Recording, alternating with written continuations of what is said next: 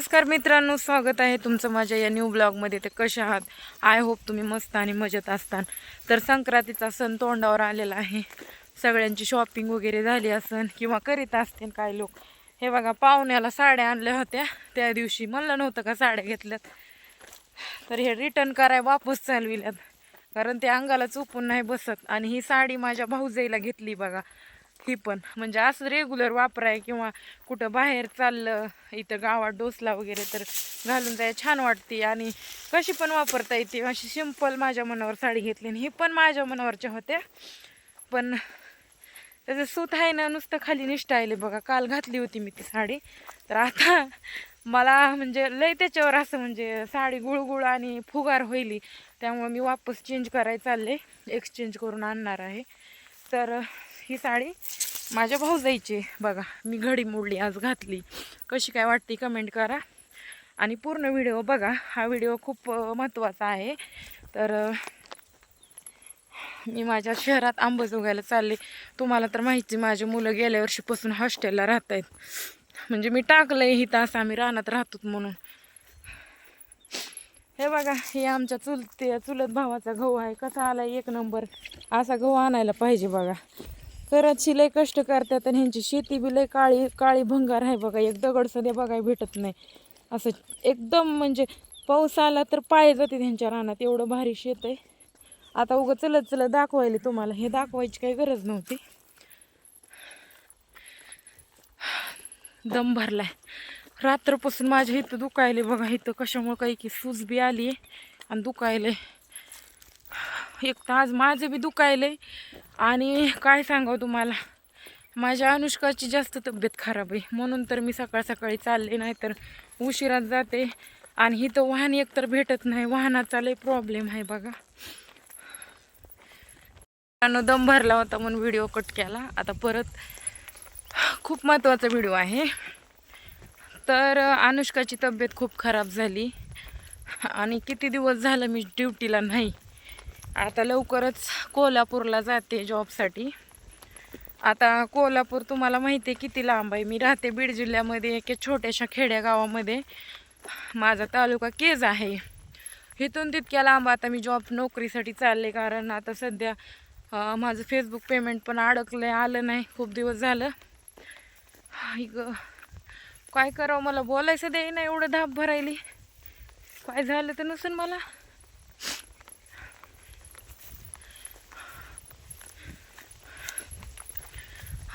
असं दिसतंय तसं नसते बरं का. माझं बी लय दुखायला लागले. ती बी पार अवयवाला त्रास व्हायलाय इकडं तर पाठीमध्ये. तर मी चालले. अनुष्काची तब्येत खूप खराब झालेली. सकाळ सकाळी मॅडमचा फोन आलता, अनुष्काची तब्येत खूप खराब आहे. लेकरू माझं काही खाल्लं नाही, 2 दिवस गळून गेलंय बघा. आणि आता पैसे सध्या जवळ नाहीत, संपलेत पैसे. आता म्हणताना ह्या साड्या बिड्या कशा घेतल्या, ह्या साड्या आईनं घेतल्यात. ह्या फक्त 300-300च्या साड्या, जास्तीच्या नाही आहेत. मी आई मला भारी साडी घ्यायली होती सक्रातीला. मी म्हणलं आई घेऊ नको, उगं तुझीच हरबड चालली आहे, राहू दे म्हणलं. साड्या काय आपण कधी बी घेऊत म्हणलं, पण आपली काय सिच्युएशन आहे त्यानुसार चालावं लागते. तरी बी माझ्या आईनं अशा साड्या आम्हाला घेतल्या होत्या, पण मी एक्सचेंज करायला चालले, ते सूत व्यवस्थित नाही म्हणून. आणि ही साडी तेवढी छान निघली बघा, ठेवली. आणि अनुष्का माझी लय आजारी असल्यामुळं मला जायचं लवकर. नाश्ता केलाय बघा, चहा आणि पुरी खाल्ली. आईचं लय काम बी राहिलं होतं. मला म्हणली अनुष्काला घेऊन ये इकडंच गावाकडं, 2-4 दिवस लेकरू राहीन.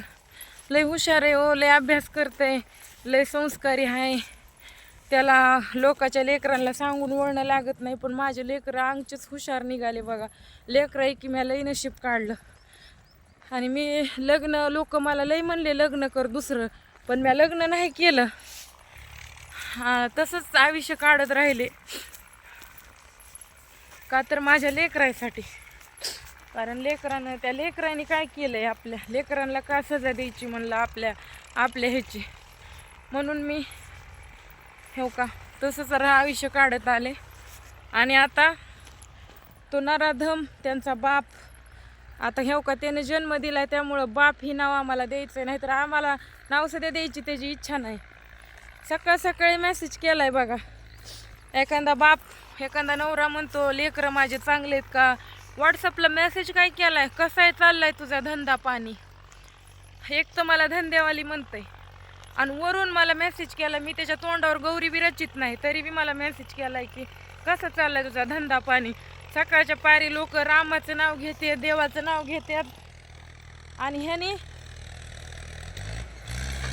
तसं बोलला. पण माझी कमाल आहे, मी 2 लेकरं घेऊन कसा संघर्ष करते. माझ्या आईवडिलाचा आहे मला आधार, नाही असं नाही, पण एवढा बी नाही. सगळं खर्च पाणी उचलते मी लेकरा बाळाचा. माझी मला माहिती मी कसं चलते. आणि हे भाड्या तिकडं आईत खाऊ बोड्याचा लोकांचं वाटोळं करून अजून असल्या घाणघाण मेसेज टाकते सकाळ सकाळी. मला देण्यानं घेण्याचं जमीन ते सगळं आहे त्याच्याकडं.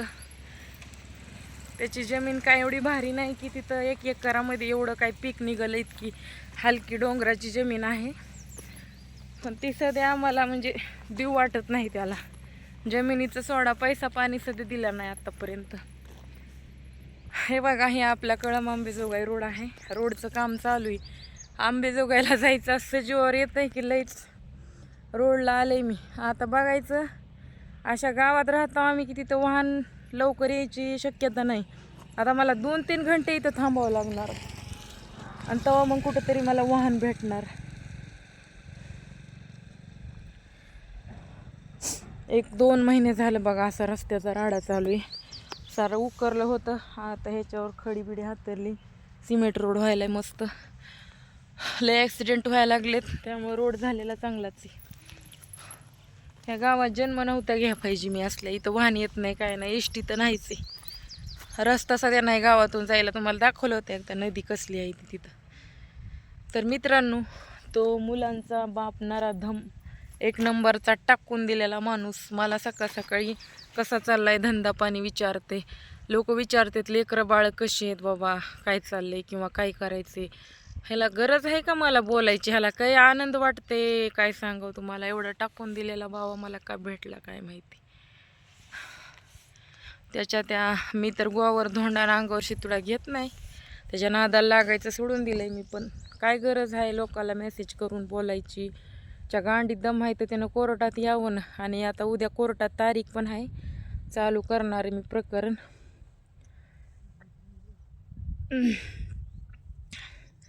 असं पूर्ण व्हिडिओ बघा.